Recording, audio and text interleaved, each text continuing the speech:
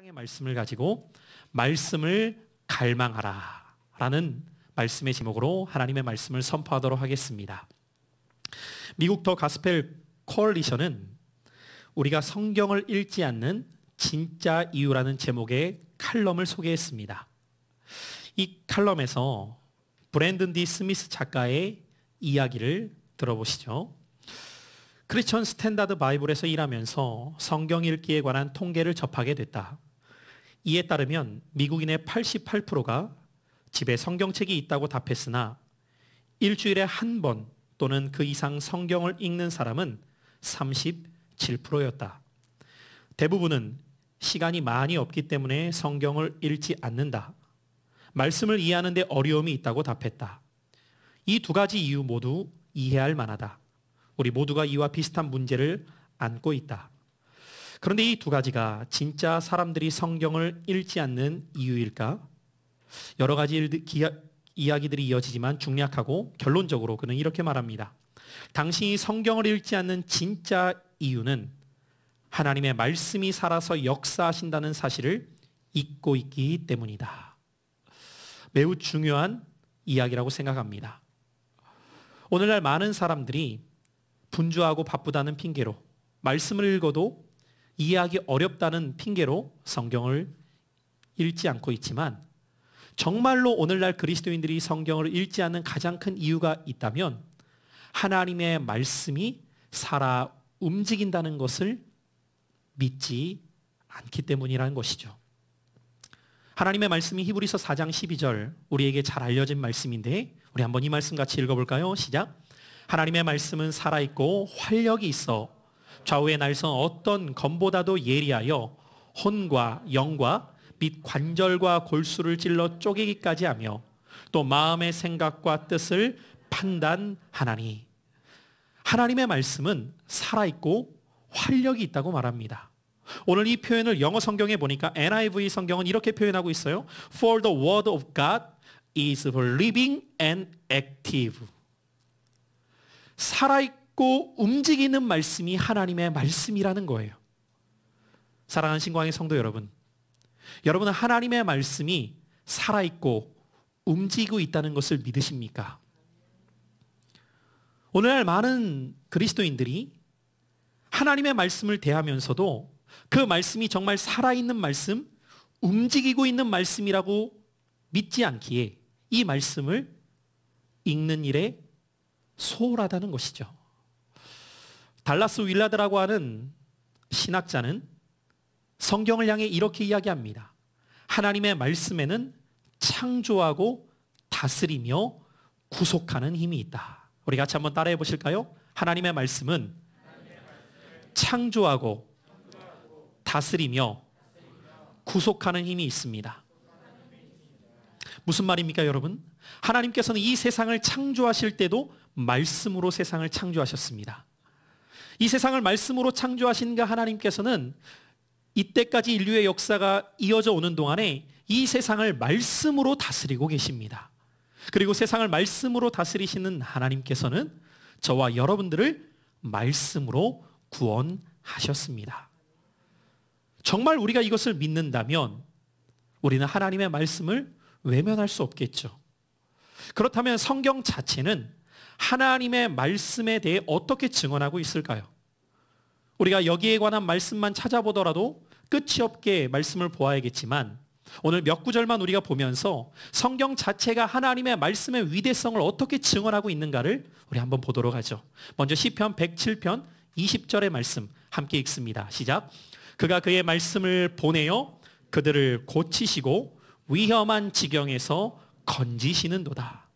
말씀의 능력을 어떻게 설명합니까? 그 말씀을 통해 하나님은 우리를 고치신다고 말합니다. 그 말씀을 통해 우리를 위험에서 건져내신다고 말해요. 계속해서 또 다른 말씀을 보죠. 시편 119편 105절의 말씀입니다. 함께 읽어봅니다. 시작.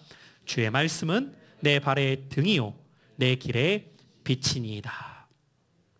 어떻게 살아가야 될지 모를 때에, 어떤 길로 가야 될지 모를 때에 하나님의 말씀은 우리에게 가는 길을 인도해 주는 빛이 된다고 말씀하십니다. 또한 베드로전서 2장 2절의 말씀 계속해서 읽어봅니다. 시작. 갓난아이들 같이 순전하고 신령한 젖을 사모하라. 이는 그로 말미암아 너희로 구원에 이르도록 자라게 하려 함이라. 여러분, 특별히 오늘 이 베드로전서 2장 2절의 말씀은 불신자에게 주어진 말씀이 아니에요. 그런데 왜 구원에 이르도록이라는 표현을 쓰고 있는 것일까요? 우리가 구원을 받았다고 해서 끝나는 것이 아니라 그 구원의 완성을 향해 우리의 신앙생활을 해 나가는 동안 우리가 신앙 안에 자라가야 되는 중요성을 말씀하고 있는 것이죠. 하나님의 말씀의 위대한 능력은 구원받은 백성들을 믿음 안에서 자라게 한다고 오늘 성경은 우리에게 증언합니다. 또한 시편 19편 7절로 8절의 말씀, 우리 두 절을 계속 읽어봅니다. 시작. 여호와의 율법은 완전하여 영혼을 소성시키며 여호와의 증거는 확실하여 우둔한 자를 지혜롭게 하며 여호와의 교훈은 정직하여 마음을 기쁘게 하고 여호와의 계명은 순결하여 눈을 밝게 하시도다. 오늘 이 말씀에 의하면 하나님의 말씀은 우리의 영혼을 살린다고 합니다. 그리고 그 말씀은 우리에게 지혜를 주고 그 말씀은 우울하고 답답하고 괴로웠던 마음을 기쁘게 하며 그 말씀은 보지 못했던 우리의 영적인 눈을 띄어서 지난주부터 시작된 시리즈로 표현한다면 성경적 세계관으로 우리가 살아갈 수 있는 안경을 갖게 해서 우리로 하여금 하나님 백성답게 살아가도록 한다는 거예요. 여기까지 여러분들 몇 구절의 말씀만 보더라도 왜 하나님의 말씀이 중요합니까?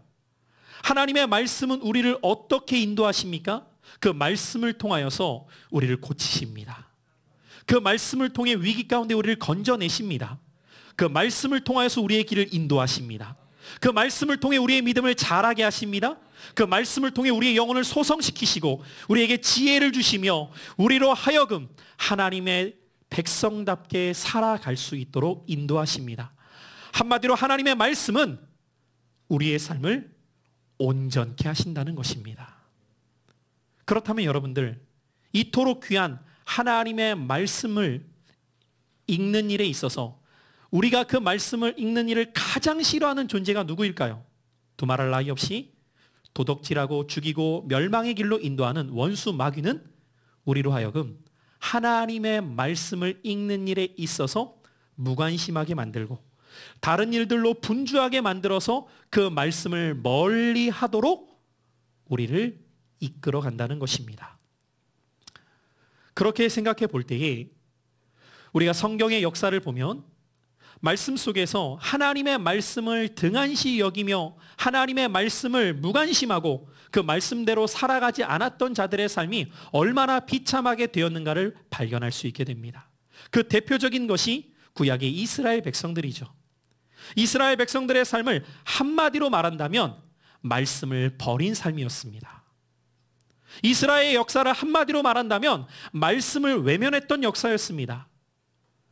나라의 멸망을 앞두고 예레미야 선지자는 이스라엘 백성들의 삶을 한마디로 이렇게 말합니다. 예레미야서 2장 13절의 말씀 우리 한번 읽어보죠. 시작. 내 백성이 두 가지 악을 행하였나니 곧 그들이 생수에 근원되는 나를 버린 것과 스스로 웅덩이를 판 것인데 그것은 그 물을 가두지 못할 터진 웅덩이들이니라. 한마디로 이들이 멸망당한 이유를 하나님을 버렸기 때문이라고 말합니다. 그러면 여러분들, 하나님을 버린 모습이 그들에게 어떻게 나타났던 것일까요? 눈에 보이지 않는 하나님을 그들이 버렸던 것은 그들에게 주어진 하나님의 말씀을 버렸다는 것이죠. 하나님의 말씀을 버렸을 때에 그들에게 나타난 결과는 나라가 멸망당하는, 그래서 그들이 포로로 끌려가서 고통의 삶을 살아가는 모습으로 귀결되었다는 것이죠. 하나님께서는 예레미야 선지자를 통해 이들에게 이 예언의 말씀을 들려주셨지만 그들은 여전히 말씀에 대한 소중함을 깨닫지 못했을 때에 결국 포로가 되어 끌려갑니다. 그리고 하나님이 예레미야 선지자를 통해 말씀하셨던 대로 70년의 시간이 흘러가게 되고 이들은 다시 본국으로 귀환할 수 있게 됩니다. 세 차례에 걸쳐서 돌아오게 돼요. 첫 번째는 스룹바벨을 중심으로 귀환하게 되고, 두 번째는 에스라를 통해 귀환하였으며, 세 번째는 느헤미야를 중심으로 귀환이 이루어집니다. 특별히 여러분, 이 느헤미야라는 사람은 페르시아 시대에 왕의 술 맡은 관원장이라는 아주 높은 고위 관직에 있었어요. 그는 그곳에서 살아가는 데 전혀 불편함이 없이 살고 있었습니다.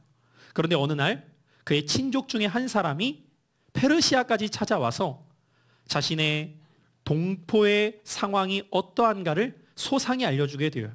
지금 성벽이 없는 우리 민족들이 주변국들의 끊임없는 침략과 약탈로 인해서 하루하루 고통스럽게 살아간다는 소식을 전해 듣게 돼요.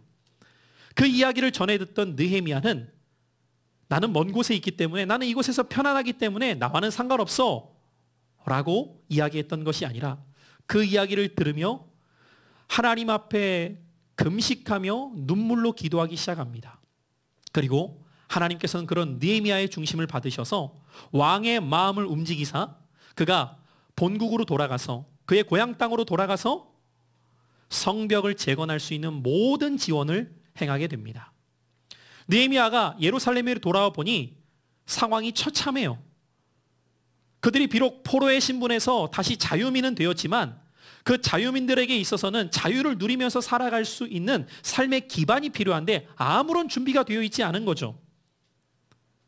그 모습을 지켜봤던 느헤미야는 예루살렘에 있는 동족들과 함께 불과 52일이라는 짧은 시간에 성벽 재건을 완성하게 됩니다. 이 모든 일은 하나님께서 은혜를 베풀어 주셨기 때문에 가능한 일이었죠.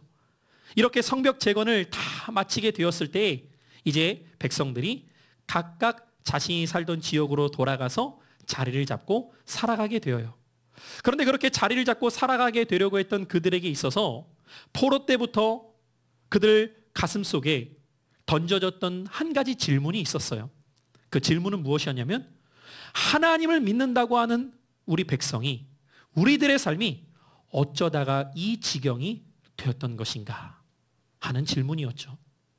사랑하는 성도 여러분들, 우리도 신앙생활하게 될 때에 여러 가지 어려움을 겪을 때가 있어요. 문제를 만날 때가 있습니다. 그때 우리에게 필요한 것은 그 상황에 놓여 있을 때에 나의 상황이 어쩌다가 이 상황이 되었는가에 대한 질문이 반드시 필요하다는 거예요. 그들이 이런 질문을 갖게 되었고 성벽까지 재건은 했지만 여전히 자신들의 삶이 순탄한 삶이 아니고 여전히 자신들의 삶은 풍족함보다는 가난함과 어려운 상황임을 돌아보게 되었을 때에 그들은 이 질문 가운데에 스스로가 이렇게 자주 섞인 고백을 할 수밖에 없었어요.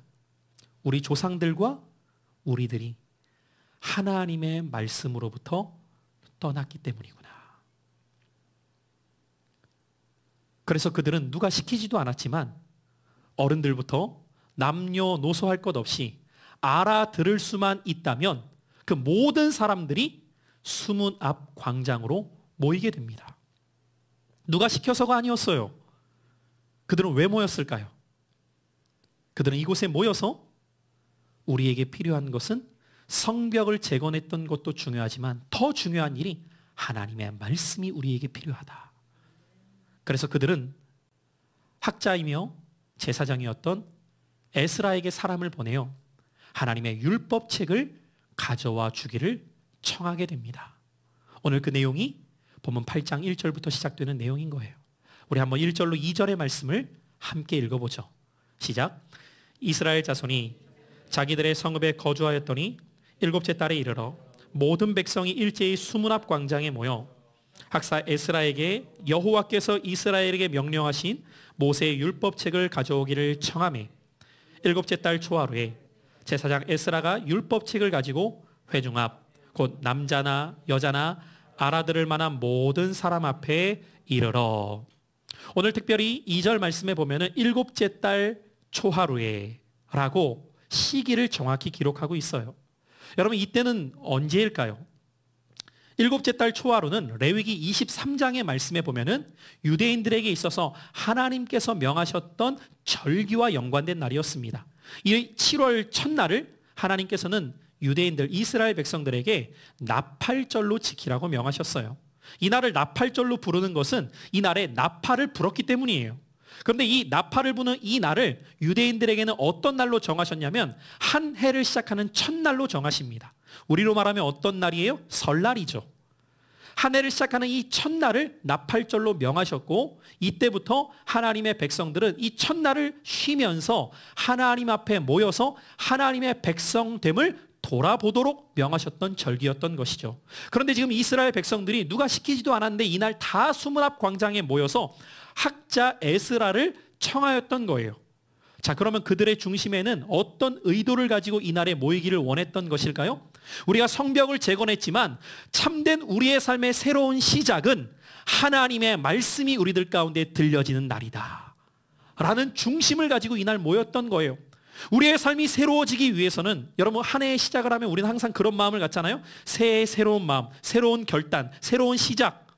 지금 이들이 이 마음을 가지고 새해 첫날인 나팔절에 모여서 하나님의 말씀을 사모하면서 우리의 인생이 그 말씀 가운데 새로워지기를 바라는 마음으로 학자 에스라를 청하여서 말씀을 듣기를 원하였던 것이죠.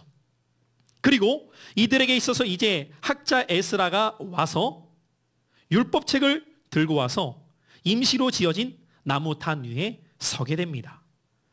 그리고 그렇게 선 에스라의 오른쪽으로는 6명의 사람이, 왼쪽으로는 7명의 사람이 백성을 향해 서게 되었고, 에스라가 이제 그곳에 서서 율법책을 펼치게 되자 누가 말하지 않았음에도 불구하고 모든 사람이 일제히 자리에서 일어나는 거예요. 여러분, 제가 왜 오늘 성경을 함께 일어나서 읽은지 아시겠죠? 혼자 서 있기 때문에 억울해서 일어나시라는 게 아니에요. 오늘 이 말씀을 여러분들에게 시청각으로 먼저 보여드리기 위해서 함께 일어나서 말씀을 읽자고 했던 거예요. 누가 시켜서가 아니었어요. 다음 주부터 그런 은혜가 있으시길 축복합니다. 성경을 읽을 때 누가 시키지 않아도 일어나셔도 돼요. 나는 그런 마음으로 하나님의 말씀을 받겠다.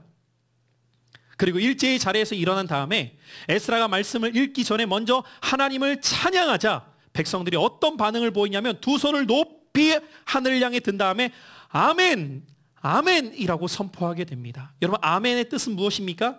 네, 맞습니다, 그렇습니다라는 뜻이죠. 하나님을 찬양할 때 모든 백성들이 한마음이 되어서 지금 이렇게 화답하는 거예요. 맞습니다. 하나님은 영광 받으실 분입니다. 높임 받으실 분입니다. 우리의 예배를 받으실 분이십니다. 할렐루야. 여러분, 우리의 예배의 대상이 누구이십니까? 사람이 아닙니다. 살아계신 하나님이 우리의 예배를 받으시기에 합당하신 분이십니다. 그렇다면 우리가 그분 앞에 드리는 예배의 자세가 어떠해야 될까요? 오늘 이 백성들은 자리에서 일어나서 손을 들고 아멘, 아멘을 외친 다음에 거기에서 끝나는 것이 아니라 이제는 무릎을 꿇습니다. 오늘 여기까지는 여러분들에게 시키지 않았어요. 무릎을 꿇고 이마를 땅에 대면서 하나님을 경배하는 모습이 오늘 그들 가운데 나타납니다. 왜 이런 모습들이 그들에게 나타났던 것일까요? 몇십 년 동안 그들은 하나님 말씀 없이 살아왔습니다. 그리고 말씀 없이 살았던 자신들의 삶이 이렇게 비참해졌구나라는 것을 깨달았습니다. 그런 그들에게 다시 하나님의 말씀이 들려지는 그날, 이들의 심령에는 감격으로 넘쳐났어요. 우리에게도 이 감격이 있어야 됩니다. 우리에게도 이 감동이 있어야 됩니다.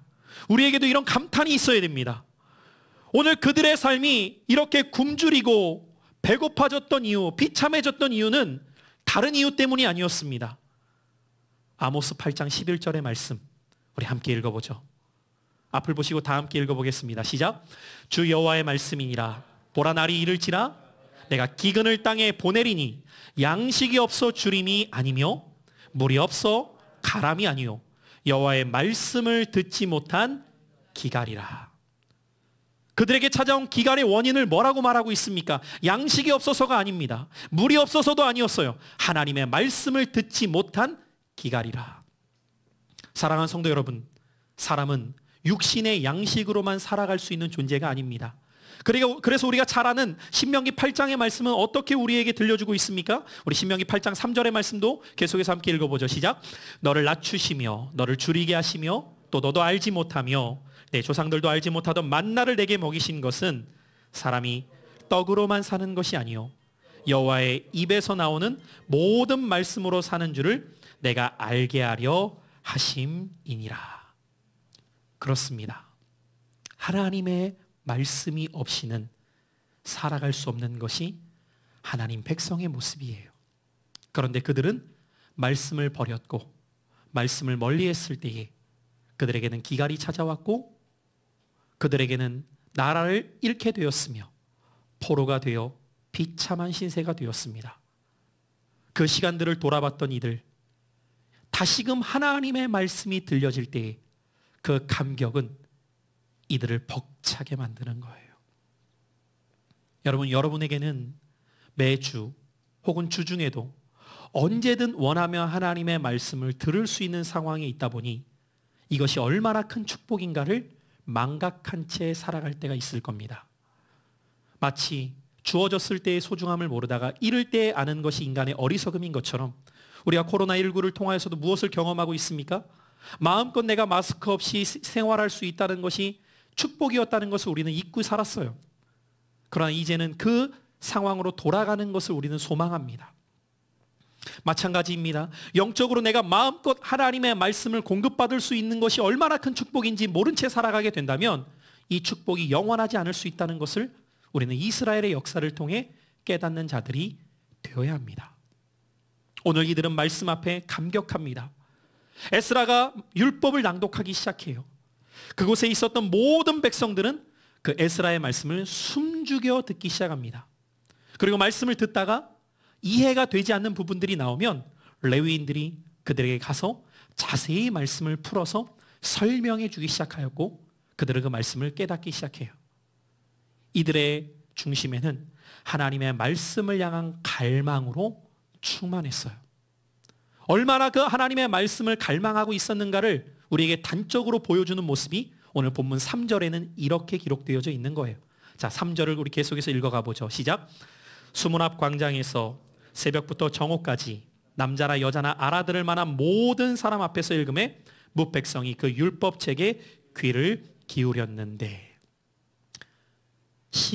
시간을 어떻게 오늘 3절은 이야기하고 있습니까? 새벽부터 정오까지. 그럼 여러분들 새벽을 우리가 보통 6시라고 해보죠. 7시를 새벽이라고 하진 않으니까.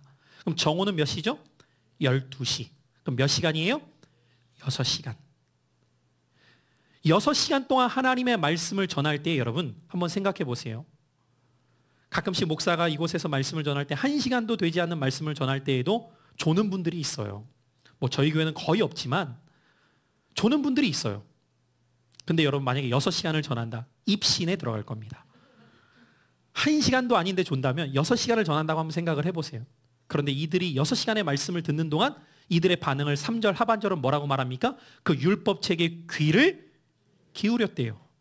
중간에 뭐 화장실 갔다 오거나 잠깐 자다가 깼는데 아직도 하네 이런 게 아니라 귀를 기울였대요. 여러분 여기에서 우리말 성경에서 귀를 기울였다고 표현하는 이 표현을 원어에 가까운 의미로 재해석하면 어떤 의미가 되냐면 말씀을 향해 육체적으로 정신적으로 반응하고 있다는 표현이에요. 무슨 말입니까? 그들의 마음이 그들의 내면에 대한 그 갈망이 너무 크다 보니까 그 모습이 외형적으로 귀를 기울이는 모습으로 나타났다는 거예요. 그럼 여러분들 사람의 반응은 그 자세가 중심에 따라 나타나게 되어 있죠. 여러분 귀를 기울였다는 것은 그냥 편안하게 앉아가지고 들었다는 것이 아닙니다. 그들의 몸 자체가 반응을 하고 있다는 거예요. 잘 들리지 않으면 아예 안 들린 애가 아니라 더 잘 듣기를 원해서 목을 빼고 에스라를 향해 반응하고 있다는 거예요.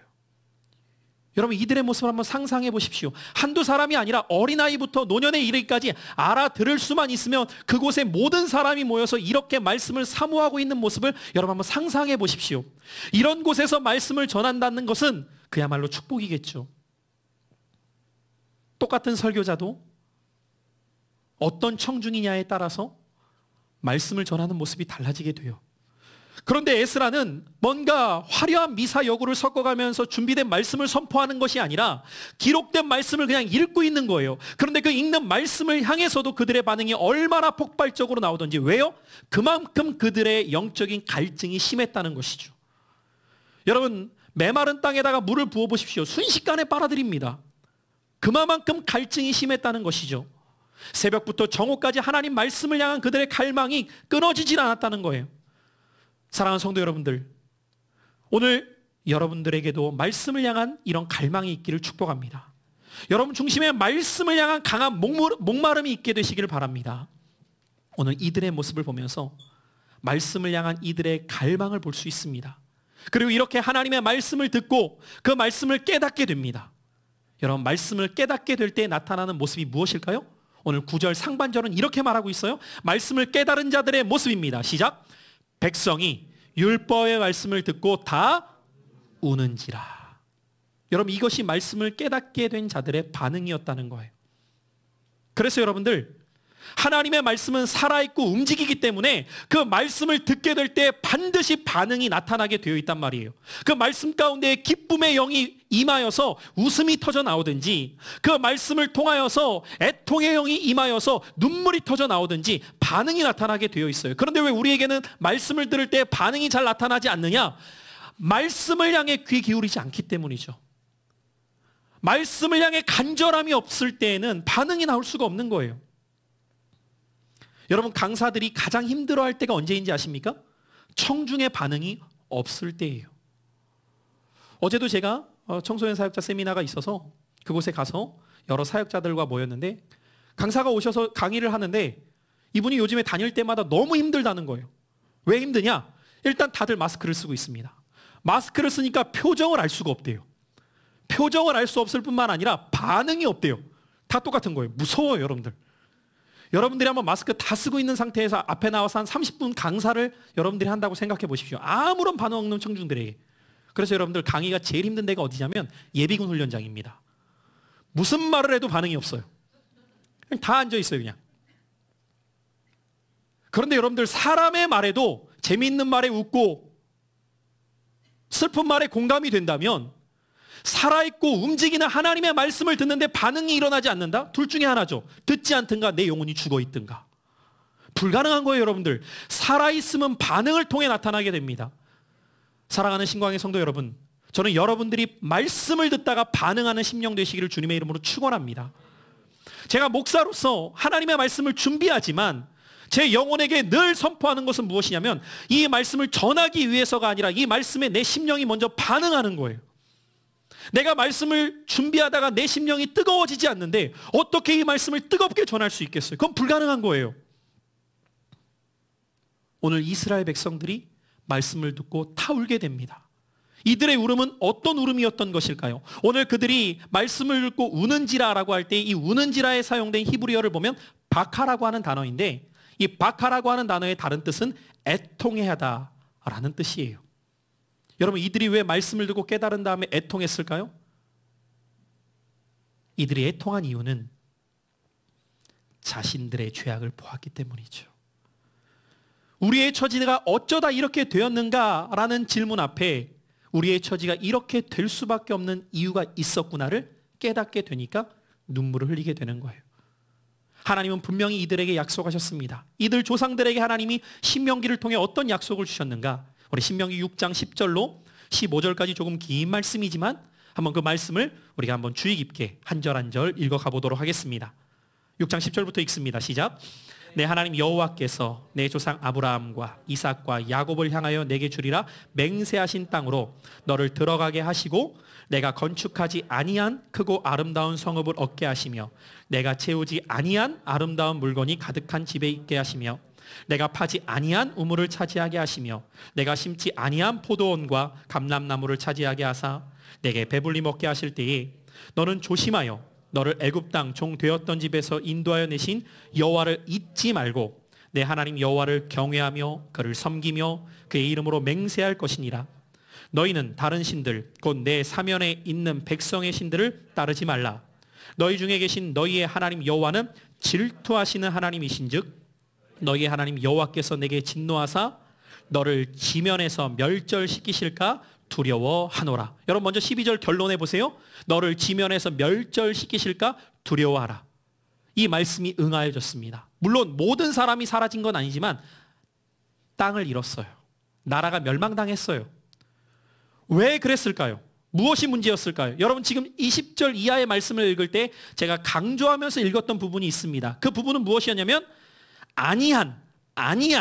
아니한이라는 표현이에요. 무슨 말입니까? 내가 건축하지 아니한, 내가 채우지 아니한, 내가 파지 아니한, 내가 심지 아니한. 한마디로 이들이 한 것 아무것도 없다는 겁니다. Nothing.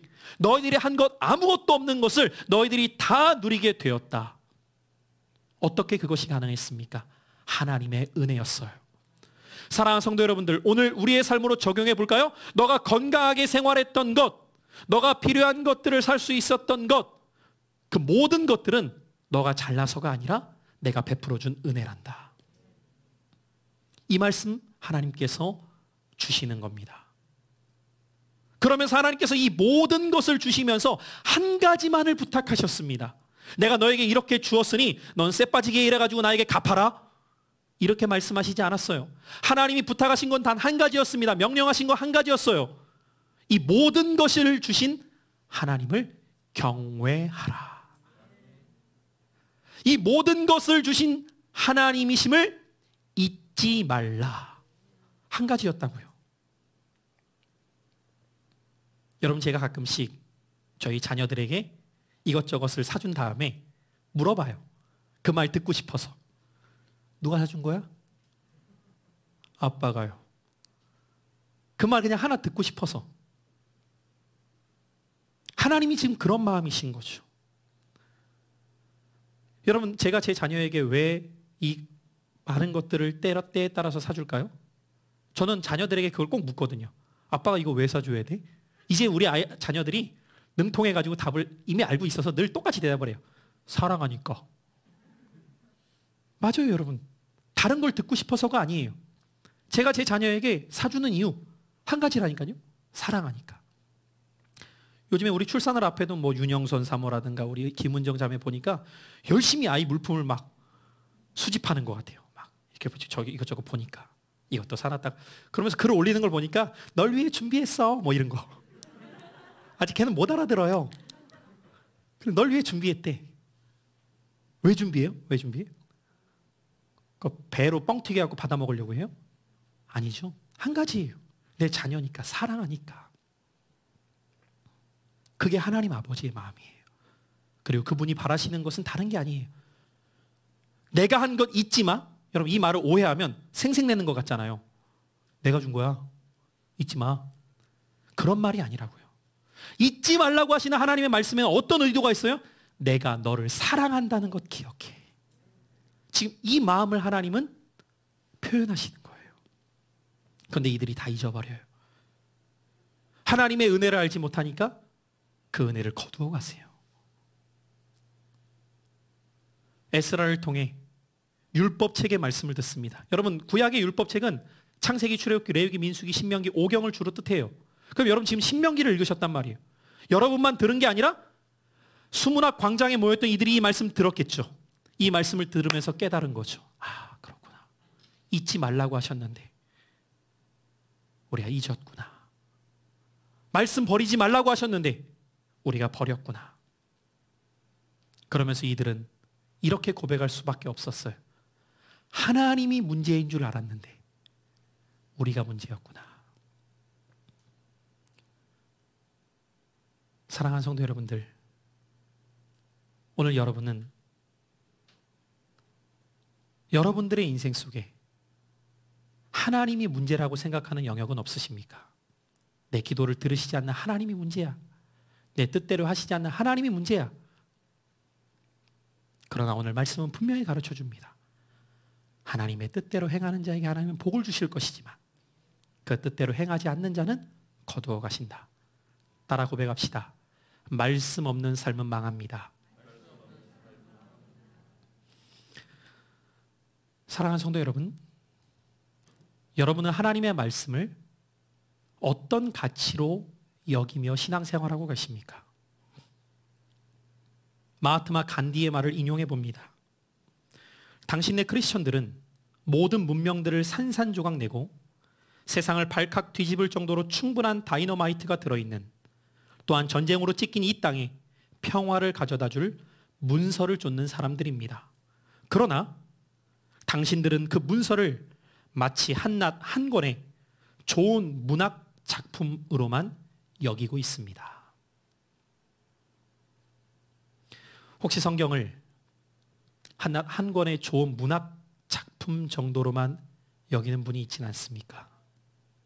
혹시 성경을 나의 마음의 위안 정도로만 여기고 신앙생활하는 분들이 있지는 않습니까? 성경을 세상을 뒤집어 엎을 만한 하나님의 말씀입니다. 하나님을 믿지 않는 자도 이렇게 성경을 평합니다. 하물며 그 말씀을 믿는다고 하는 우리들이 그 말씀을 이렇게 여기고 살아가고 있지 않다면 우리의 신앙의 태도 자체가 매우 잘못되어 있다는 것을 깨달아야 됩니다. 이스라엘 백성들은 자신들의 처지가 이렇게 된 이유를 하나님의 말씀에 귀를 기울이지 않았기 때문임을 깨닫고 애통하며 눈물로 기도하며 회개하기 시작해요. 그들의 모습을 지켜봤던 총독 느헤미야와 제사장 에스라가 그들을 향해 이렇게 말합니다. 오늘은 거룩한 성일입니다. 더 이상 울지 말고 슬퍼하지 마십시오. 가서 음식을 준비하여 함께 나누어 먹고 슬퍼하지 마십시오. 하나님을 기뻐하는 것이 우리의 힘입니다. 무슨 말입니까? 이제는 다시 우리에게 하나님의 말씀이 들려졌다면 우리는 슬퍼하는 삶이 아닌 그 말씀을 붙들고 하나님 안에서 기뻐하는 삶이 되어야 합니다. 그럼에도 너무 많은 사람들이 울고 있으니까 레위인들이 그들에게 찾아가서 그들을 위로하면서 그만 진정하십시오. 이날은 즐거운 성일이니 더 이상 근심하지 마십시오. 이야기해 주게 되었고 그 이야기를 듣던 백성들은 돌아가서 잔치를 벌여 다시 우리에게 은혜를 베푸실 하나님으로 인하여 기뻐하는 모습을 보이게 됩니다. 그렇게 그날이 지나가게 되었을 때 다음 날이 되었어요. 다음 날이 되자 놀라운 반응이 그들 중에 나타나게 됩니다. 족장들을 비롯하여서 제사장들과 레위인들이 하나님의 말씀에 대한 그 갈망의 마음이 더욱 커지게 되면서 학자 에스라를 찾아오게 돼요. 여러분, 저는 오늘 이 말씀을 준비하다가 이런 상상을 해봅니다. 우리 교회 안에서 하나님의 말씀을 선포했을 때 이 말씀을 통해 그 말씀을 향한 갈망이 커진 성도들이 목양실 문을 두드리는 거죠. 목사님, 끝날 수 없습니다. 더 전해주셔야 됩니다. 더 가르쳐 주셔야 됩니다. 제가 상상하는 거예요, 혼자. 그런 날이 올 것을 기대해요. 그러면서 이들이 말씀을 향한 그 갈망의 마음을 갖고 에스라에게 찾아오게 되었을 때 함께 율법책을 보면서 그 말씀을 더 깊이 깨달아가는 중에 그곳에 레위기의 말씀이었던 것 같아요. 절기에 대한 말씀을 봐요. 그리고 그 절기는 다름 아닌 초막절입니다. 여러분, 초막절이 언제 지켜진 절기인지 아십니까? 이들도 모르는데 여러분도 모르시죠. 초막절은 7월 15일부터 일주일간 지켜진 절기였어요. 자, 성경 퀴즈입니다. 나팔절이 언제였다고요? 7월 1일. 조금 전에 말씀드렸어요. 새해 첫날을 그들은 7월 1일 나팔절로 지킨다. 그러면 여러분들 나팔절이 지난 다음 날이에요. 며칠? 어려우세요? 수학이세요 지금? 7월 1일 날 지켰다니까 아니라 다음 날이에요. 7월 2일. 초막절은 며칠이에요? 7월 15일. 며칠 남지 않은 거예요. 2주 앞으로 다가온 겁니다. 이들이 이걸 깨닫게 되자 이들의 반응이 놀랍습니다. 가서 백성들에게 공포하기 시작합니다. 우리에게 명하신 여호와의 절기를 지켜야 될 날이 다가왔습니다. 우리는 다 함께 초막절을 지킬 것입니다. 그때 백성들이 이 말을 듣자 놀라운 반응이 또다시 일어납니다. 모든 백성들이 즉각적으로 그 말씀에 순종하여서, 여러분, 초막절을 지키려면 초막절을 지키는 방법이 있습니다. 나무로 만든 집을 세워야 됩니다. 그런데 여러분들, 나무가 아무 곳에나 있는 것이 아니잖아요. 산으로도 가야 되고 나무 있는 곳으로 찾아가야 돼요. 여러분 한번 생각해 보십시오. 한두 사람이 아니라 모든 백성이 초막을 짓기 위해서 이곳저곳으로 흩어져서 나무를 긁어 모으기 시작하는 거예요. 그리고 초막을 지을 수 있는 곳이라면 어디든 초막을 짓기 시작합니다. 그리고 이 절기를 하루도 아닌 이틀도 아닌 일주일간을 지키게 돼요. 여러분, 이 절기가 얼마 만에 지켜졌는지 아십니까? 오늘 본문에는 이렇게 말합니다. 여호수아 시대 이후에 이때까지 이렇게 초막절을 지킨 적이 없었더라. 여러분, 여호수아 시대부터 여기까지 올 때에는 어마어마한 시간적 간극이 있단 말이죠. 수백 년이 지나오는 동안에 하나님의 말씀을 제대로 알고 지킨 사람이 없었다는 것입니다. 이것이 이들의 비극이었어요. 그런데 말씀을 듣자 그 말씀 앞에 깨달은 바를 즉각적으로 순종합니다. 우리도 이런 즉각적인 순종의 자세가 되길 수 있기를 예수님의 이름으로 축원합니다. 여러분, 신앙은 순종의 영역이 있어야 됩니다. 아니, 말씀을 듣는 이유는 순종하기 위함입니다. 그런데 그 순종은 머뭇거리다가 행하는 것이 아니라 즉각적인 순종이 나와야 됩니다. 하나님의 말씀을 듣자 이들은 그 말씀 앞에 즉각적으로 순종해요. 이들의 모습을 보았던 하나님이 얼마나 기뻐하셨을까요? 저는 오늘 말씀을 준비하다가 또 다른 엉뚱한 상상을 한번 해봤어요. 우리 교회에서 한번 본당에다 의자를 다 치우고 텐트를 친 다음에 6시간 동안 말씀을 나누는 시간을 가져볼까? 밥은 먹지 못한다고 하니까. 여러분, 오늘 이들의 모습을 상상해 보십시오. 그럼 여러분들 초막절 가운데 그들이 그 시간을 어떻게 보냈을까요? 성경은 다른 이야기를 하고 있지 않습니다. 한 가지 말해요. 에스라가 에브리데이, 매일매일 그들에게 율법을 낭독한지라. 하나님의 말씀을 향한 갈망이 매일매일 그 말씀을 듣는 모습으로 나타났다는 것이죠. 오늘 이런 그들의 모습 가운데 하나님은 이들의 삶 가운데에서 그 말씀대로 순종하는 자들에게 어떤 복을 주실까를 신명기를 통해 이미 말씀하셨어요. 자, 우리 신명기 28장 1절부터 6절의 말씀인데 우리 이 말씀 읽고 오늘 말씀의 결론을 삼고자 합니다. 같이 한번 우리 신명기 28장 1절부터 읽어나갑니다. 시작. 내가 내 하나님 여호와의 말씀을 삼가 듣고 내가 오늘 내게 명령하는 그의 모든 명령을 지켜 행하면 내 하나님 여호와께서 너를 세계 모든 민족 위에 뛰어나게 하실 것이라. 내가 내 하나님 여호와의 말씀을 청종하면 이 모든 복이 내게 임하며 내게 이르리니 성읍에서도 복을 받고 들에서도 복을 받을 것이며 내 몸의 자녀와 내 토지의 소산과 내 짐승의 새끼와 소와 양의 새끼가 복을 받을 것이며 내 광주리와 떡반죽 그릇이 복을 받을 것이며 내가 들어와도 복을 받고 나가도 복을 받을 것이니라. 아멘. 하나님은 당신의 약속을 신실하게 지켜가시는 분이십니다. 그분의 말씀에 순종하면 순종하는 자들에게 이 말씀처럼 나가도 복을 받고 들어와도 복을 받게 하시는, 그래서 그리스도인의 삶은 복을 쫓아가는 삶이 아니라 내가 복의 사람이 되는 것입니다. 나를 통해 복 없는 사람도 나를 만나게 될 때 하나님 말씀대로 살아가는 삶으로 변화되어 또 다른 편으로 성경적 가치관대로 살아가고 성경적 세계관으로 무장하여서 그들도 복의 삶이 되도록 하는 것입니다. 우리가 잘 암송하는 시편 1편이 뭐라고 말씀합니까? 복 있는 사람은 여호와의 율법을 즐거워하여 그 율법을 주야로 묵상하는도다.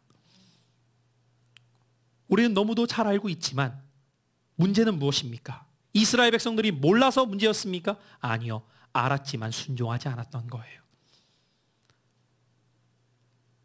서두에 말씀을 드렸던 것처럼 미국인들 가운데 88%가 성경을 가지고 있다고 말합니다. 여러분, 이건 놀라운 수치예요. 왜냐? 다른 종교 사람들도 그 안에 많이 섞여 살잖아요. 그리스도인들 중에서 88%가 아니라 미국인들 중에서 88%라고요. 근데 성경을 몇 프로가 읽어요? 37%가 읽는데요. 근데 그 기준이 에브리데이가 아니라 한 주에 한 번이라도. 그럼 여러분, 더 자주 성경을 읽는 퍼센트는 현격히 줄어들겠죠. 미국만 그럴까요? 우리나라 성도들에게 적용해 본다면 오늘 이 자리에 있는 여러분들부터 지난 한 주 동안 성경 읽으셨습니까? 목사님 읽고 싶었는데 너무 바빠서요. 목사님 맘먹고 읽으려고 하는데 검은 건 글자요 흰 건 종이라서요. 이해가 안 돼요. 아니에요. 그래서 읽지 않는 것이 아니라는 거예요. 하나님의 말씀이 살아있고 움직여서 내 삶을 변화시킨다는 믿음을 갖지 못하기 때문이죠. 또 다른 통계에 의하면 정기적으로 미국에서 교회에 다니는 사람들 중에 대다수의 사람들이 성경을 읽지 않고 있는데 그로 인해 나타나는 결과가 무엇이냐? 거듭난 사람들 가운데에도 오직 19%만이 성경적 세계관을 갖고 살아간다라고 이야기합니다. 몇 퍼센트요? 19%요. 왜요? 성경적 세계관은 성경을 몰라서는 불가능한 세계관이기 때문이죠. 그렇다면 오늘 이 말씀을 제가 전하는 목적이 있습니다. 이제 우리는 이번 주부터 성경 통독반을 시작합니다. 성경 통독반을 시작하는 이유는 개별적으로도 성경을 읽을 수 있고 각각 성경을 읽을 수도 있지만 우리가 잘 알듯이 빨리 가려면 혼자 가고 멀리 가려면 함께 가라는 말이 있듯 혼자 행하다 보면 멀리 가지 못할 때가 많기 때문이죠. 새해가 되면 그리스도인들의 목표 중에 공통된 목표 중에 하나가 무엇입니까? 올해는 1떡, 이 목표를 삼아요. 여러분, 반년이 지났습니다. 어디까지 오셨습니까? 홍해에 빠져 죽지는 않았습니까? 이게 무슨 말인지조차를 모르는 분들은 웃을 수가 없죠. 그냥 출애굽기는 간신히 왔는데 14장에서 더 나가질 않아. 르비딤에서 싸우다 멈춰. 더 이상 가질 않아. 성막을 못 지어. 짓다 포기해. 아이, 못 읽겠네. 안 읽어. 사랑하는 성도 여러분, 함께 가야 멀리 가요. 그래서 우리는 대면으로 할 수 없다는 일들 때문에 답답해할 것이 아니라 비대면으로 할 수 있는 적극적인 일들을 준비해 나가는 거예요. 그 중에 하나가 여러분들 각 사람이 말씀으로 무장되시는 거예요. 매일매일의 삶 속에서 세상의 가치관과 세속주의 세계관이 우리를 공격하고 있을 때에 말씀으로 무장되지 않은 상태로 어떻게 우리가 이겨나갈 수 있겠습니까? 이스라엘도 가나안 땅에 들어갔을 때 바알의 문화가 그들에게 깊숙이 침투할 때 말씀을 멀리하게 되었을 때 싸울 힘이 없었어요. 다 무너지는 겁니다. 결국 하나님이 주신 복조차 누리지 못한 채 다 빼앗겨 버립니다. 오늘 여러분 안에 말씀을 갈망하는 회복이 시작되시기를 축원합니다. 말씀을 갈망하셔야 돼요. 다른 것이 아닌 이 말씀이 내 인생을 살린다는 그 중심을 갖게 되시길 축복해요. 그래서 에스라에게 족장들과 제사장들과 레위인들이 또다시 다음날 찾아와 우리에게 말씀을 알려주십시오 라고 바랬던 것처럼 저는 우리 교회가 말씀을 들고 찾아와 더 알기를 원하는 성도들로 넘쳐나는 교회 될 수 있기를 축원합니다. 오늘 이 말씀 앞에 자신의 심령을 돌아보시고 오늘 이 말씀이 즉시 순종할 수 있는 은혜의 말씀 되시기를 주님의